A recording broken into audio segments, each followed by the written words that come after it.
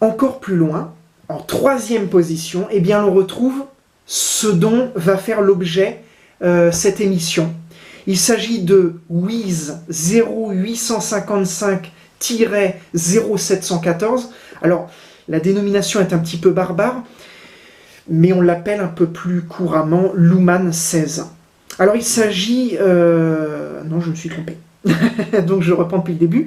En troisième position se situe donc WIZ 0855-0714. Qui est situé à 7 années-lumière de nous. Alors c'est une dénomination un petit peu barbare qui qualifie en fait ce qu'on appelle un objet libre de masse planétaire.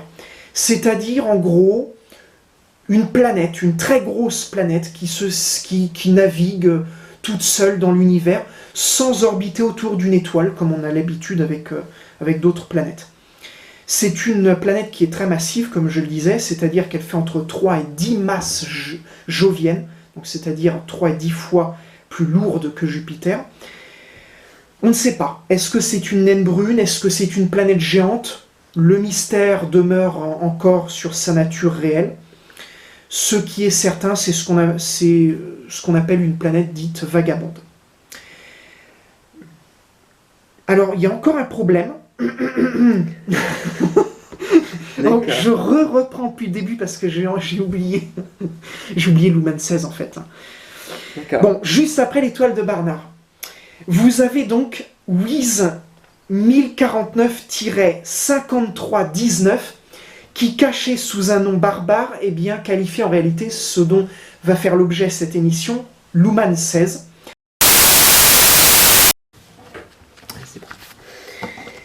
Bienvenue, On va pouvoir un bêtisier. Bon, 2021 commence bien. On a du contenu pour le prochain bêtisier. Oui, Ah, oui.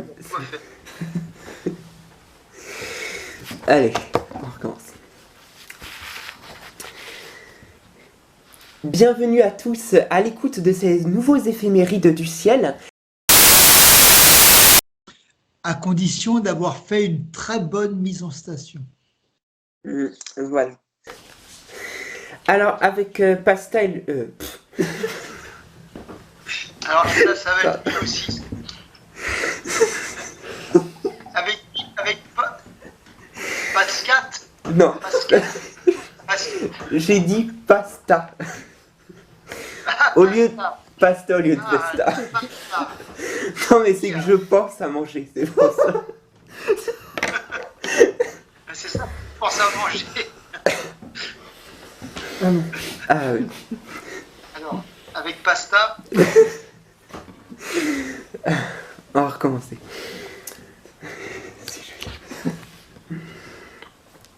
Alors, j'en étais où, d'accord. Donc avec Vesta et le triplet du lion, une autre façon de voir l'univers en 3D, en évitant la Lune tout de même, quand même. Alors, c'est le moment de s'intéresser au soleil de janvier, surtout pour ceux qui ont manqué les observations en direct à cause de la météo. Alors... non. Oui. Bon. Ah, c'est dur de reprendre après. Vas-y, recommence depuis le début. Alors avec Vesta et le triplet du lion, une autre façon de voir...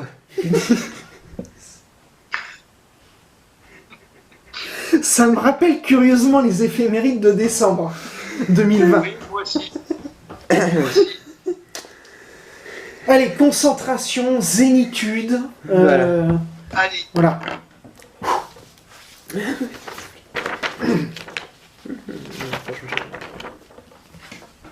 Huitième, Nathan. Clac. Clap. Alors avec Vesta et le triplet du lion, une autre façon de voir l'univers en 3D. L'éclatement de deux filaments de magnétisme dans l'hémisphère sud du Soleil. Cette petite flambée n'atteindra pas la Terre et ne causera donc pas de tempête géomagnétique. Le 8, la même chose se reproduit, mais avec une CME plus importante qui se classera parmi les plus spectaculaires depuis plusieurs années. Le panache éruptif atteignant une longueur supérieure aux millions de kilomètres. Cette fois, l'onde de choc fouette la Terre. Et le 11, les aurores boréales brillantes sont observées. Pendant ce temps, les taches solaires ne se bousculent pas. Soleil vide pendant 12 jours d'affilée. Le 15 janvier, enfin, une petite naît dans l'hémisphère sud. Nathan, tu m'as déconcentré.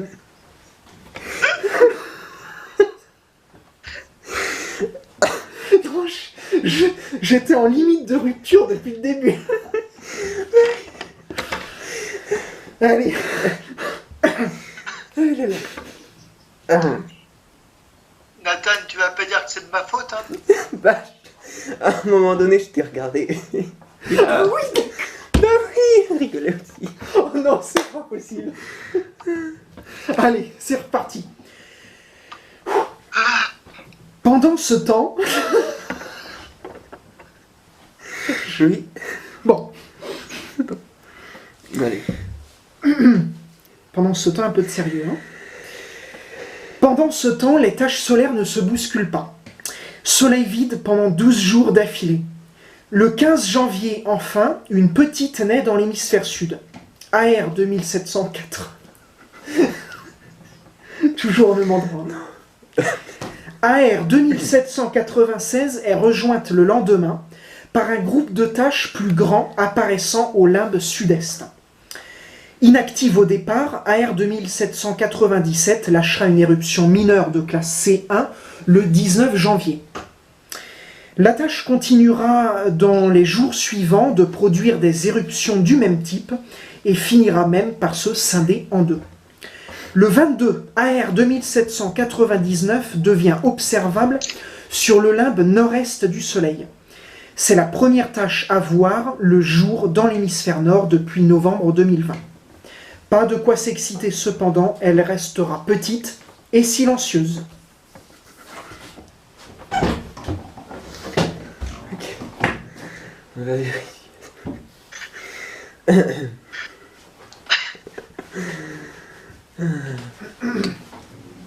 Je pense que tu peux faire les éphémérides. Une petite forme hein, donc pour le soleil. Allez. Et une grande pour toi.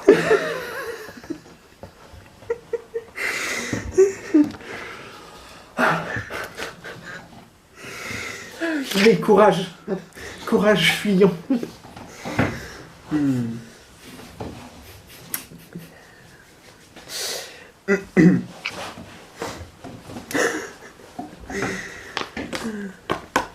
Attends, je me mouche.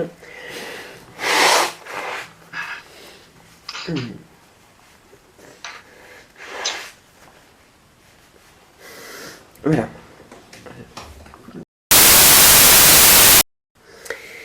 Alors nous voilà arrivés au terme de cette émission. Et avant de se quitter pour se retrouver en mars, je me tourne vers Mathieu pour le laisser nous offrir au plaisir des yeux l'une... On va recommencer quand même. Nous voilà arrivés au terme de cette émission. Et avant de se quitter pour se retrouver en mars, je me tourne vers Mathieu pour le laisser nous offrir au plaisir des yeux l'une de ses dernières photos, fruit de son travail personnel. Et j'ai choisi Mars. Tous les types d'étoiles sont représentés, avec, sans surprise, une grande majorité de naines rouges et jaunes. Quelques géantes et naines blanches ont aussi été identifiées, mais point de naines brunes au premier abord. 2 planètes y ont en plus été découvertes jusqu'à aujourd'hui. Alors M44 a approximativement... Tiens donc, pourquoi ça a lâché? Ah oui, je sais pas.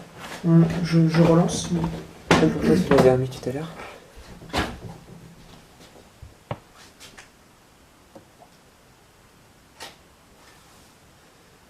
Aïe. Ok.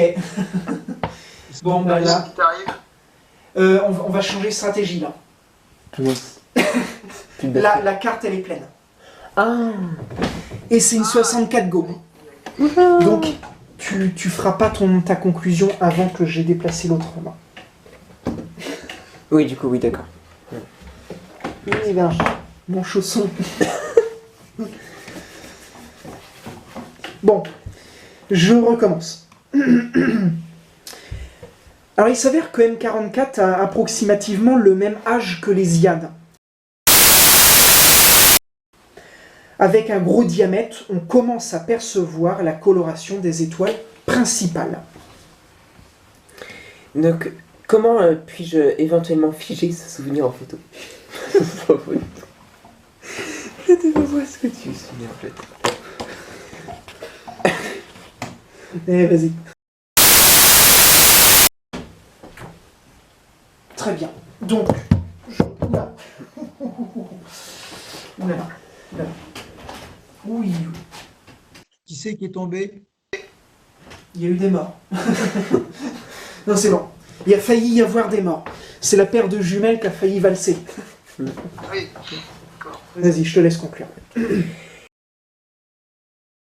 Alors, cette vidéo et d'autres de la même rubrique, vous la retrouverez sous l'onglet Playlist à la catégorie Le ciel profond au fil des mois.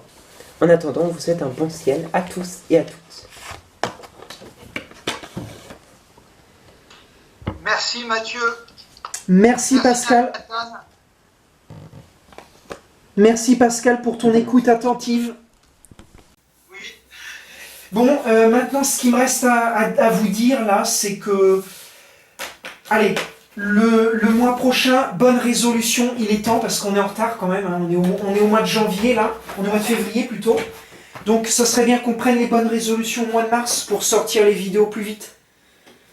Oui, bah oui. Ouais. Hein, voilà. C'est ça. En retard. Exactement. Ah ok.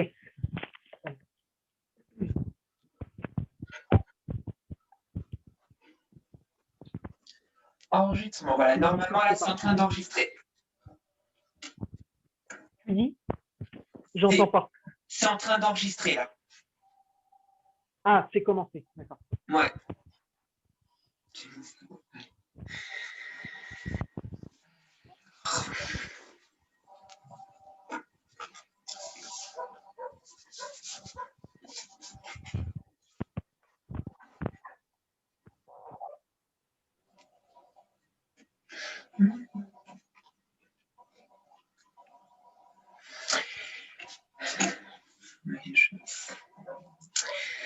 Bonjour et bien. Oula. Pas dans le bêtisier, Si, en celui-là. effet. Non. Ah oui, bah, c'est la partie du scotch qui ne va pas. Mais je crois qu'il va en falloir un autre. Oui. Et garde ça, Nathan, ça va être bon pour le bêtisier, ça.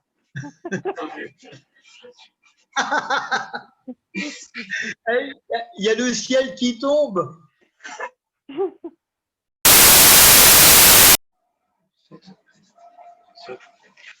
Hop. Ça va? Ça tient? Là, normalement, oui. On ne te voit pas, Mathieu. Ça y est. Sinon, Nathan, je te donne un truc. Hein. Oui. Si tu n'as rien, tu peux essayer avec une crotte de nez.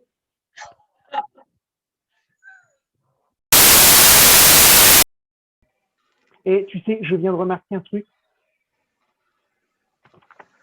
Les 3 événements célestes dont on va parler, c'est le 4 et le 5.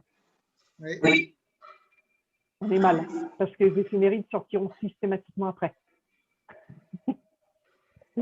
C'est un échec de bout en bout, les éphémérides.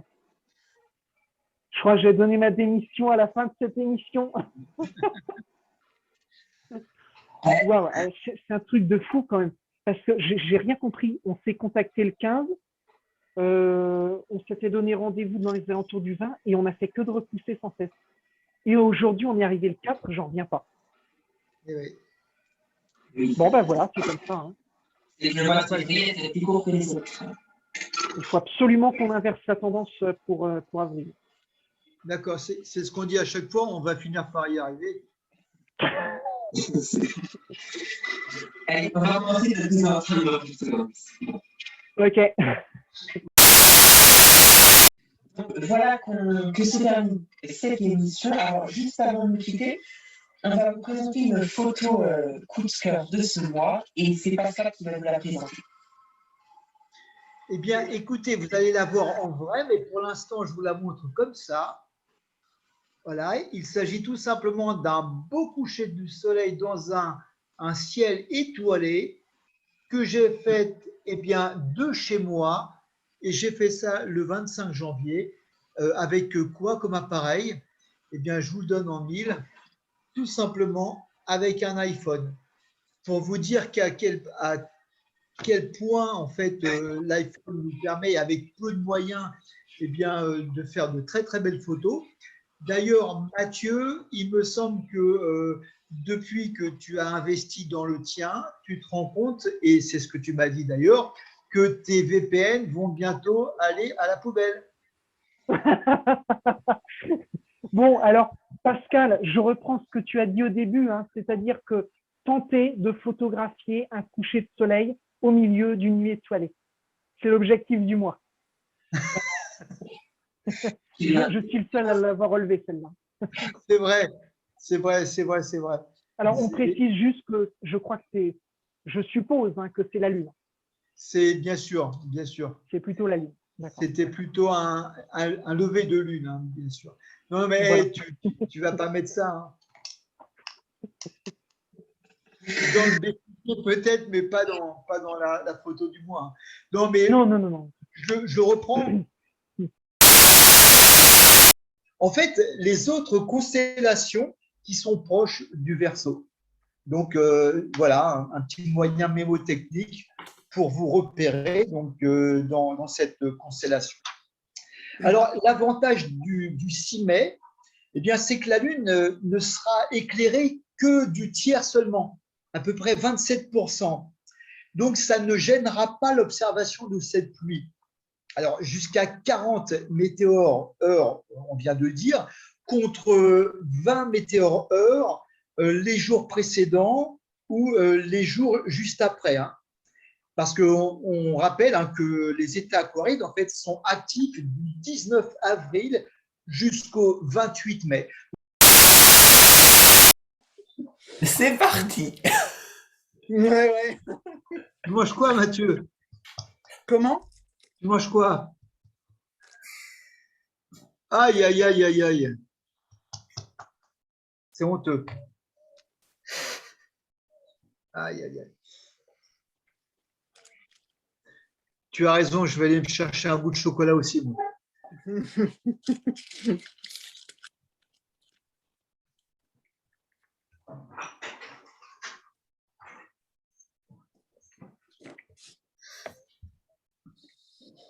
Mmh.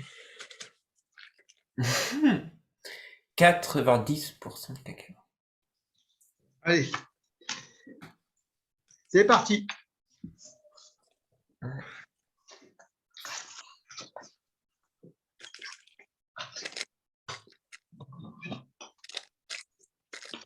Allez, un morceau pour Thomas Pesquet, un autre pour Persévérance et un autre encore pour Ingenuity.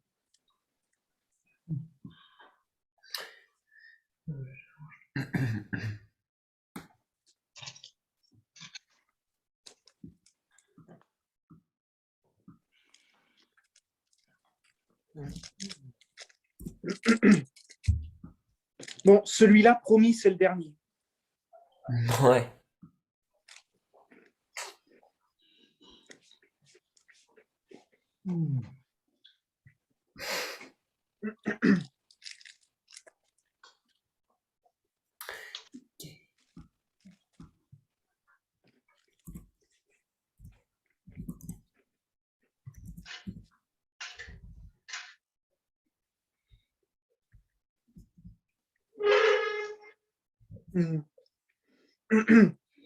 C'est moi qui vais être encore obligé de me coller à mettre des cornes sur ma tête et à porter la fourche.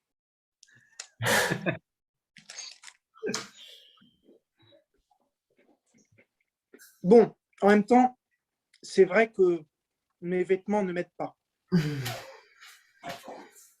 Ouais. Casquette, elle est un peu petite.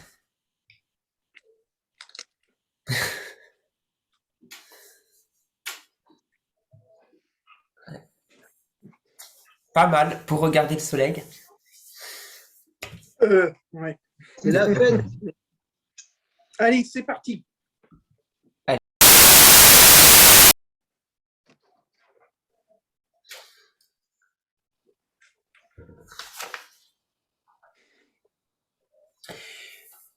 Merci donc à vous deux de nous en avoir dit plus sur ces événements.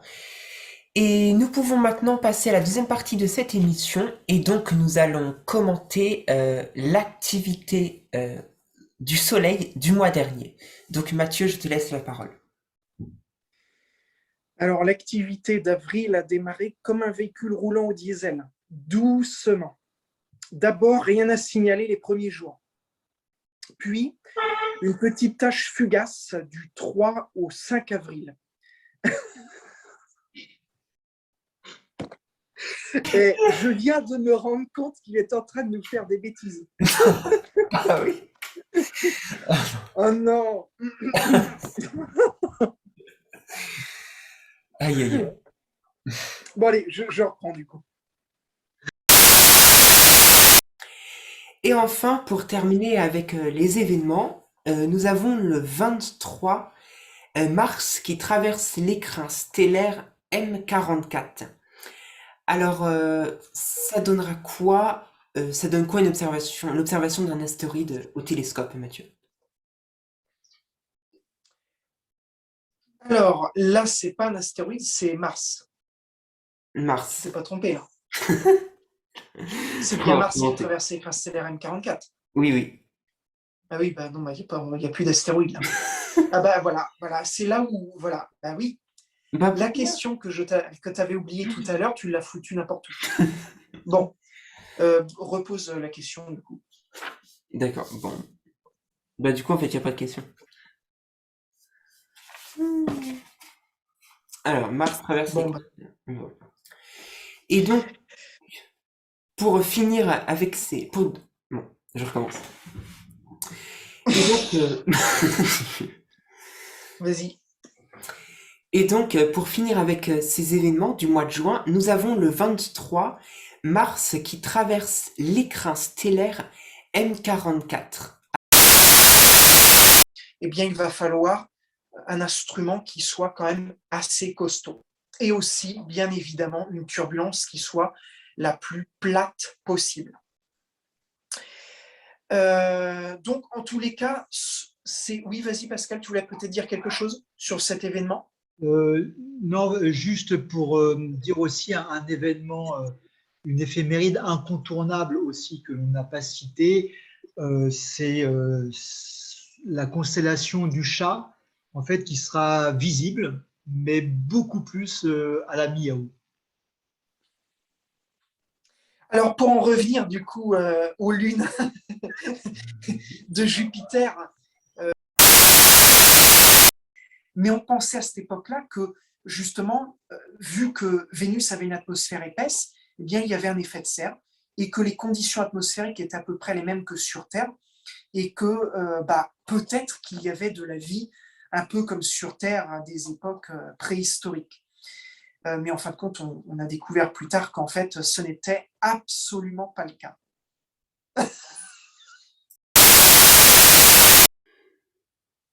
Alors, voilà. C'est bon.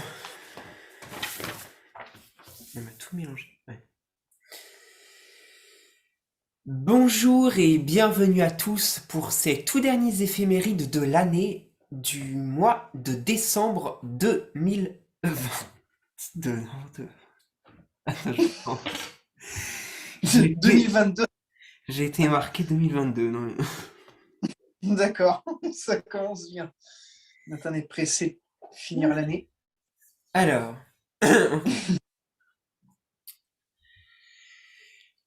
Bonjour et bienvenue à tous. Eh ben, on parlait du contenu pour le bêtisier. Ah ben, on va en avoir. Pas assez. Allez, c'était deux, troisième, je sais pas du Ah là là. Je relance. Je recommence toute ma conclusion.